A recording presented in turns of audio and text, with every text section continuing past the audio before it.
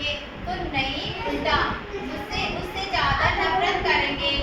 मीना ने कहा हाँ मगर एक ये तरीका है और कई बार यही करना ठीक रहता है। दीदी ने कहा दूसरा तरीका।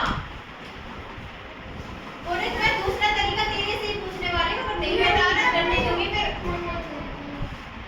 दूसरा तरीका इसके ठीक उल्टा है। जोर जबरदस्ती करने के बजाय उनकी सारी बात मान लो।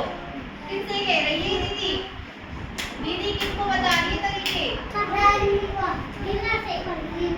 रीना को तरीके बता रही है। उसके दोस्त से क्या हुआ है?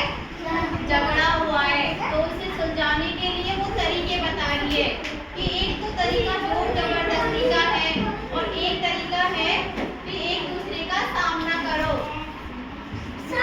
दूसरा तरीका है जोर जबरदस्ती करने की बजाय उनकी सारी बातें मान लो।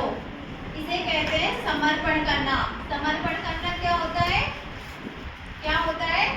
जोर जबरदस्ती करने के बजाय उनकी सारी बातें मान लेना। रीना कल्पना करती है कि दुश्मन देश की सेना उसकी अपनी सेना से बहुत बड़ी है। मतलब उसके जो दोस्त है उसके पास तो बहुत सारे फ्रेंड्स होंगे और रीना के पास कम फ्रेंड्स होंगे। वो ऐसी कल्पना कर रही है कि दुश्मन देश के पास तो बहुत सारी वो सेना है, मेरे पास तो इतनी सेना नहीं।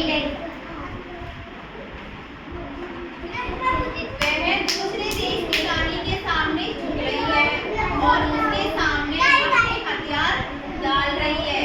नहीं नहीं ये तो नहीं चलेगा, और तरीका बताओ। लेकिन कभी कभी ये तरीका भी सही होता है। हर बार तुम्हारे पास झगड़े से जीतने के साधन तो नहीं हो सकते और ये भी हो सकता है कि तुम्हें समझ में आए कि दूसरे पक्ष की बातें सही है तो उनको मान लेना ही समझदारी होगी। बेटा सीधे बैठो।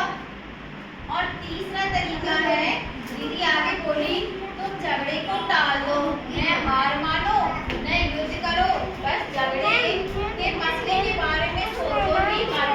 दीदी क्या कहती है उससे? पिटने लायक है। अगर तुम्हारे दोस्त से तुम्हारा झगड़ा हुआ है तो उसको भूल जाओ।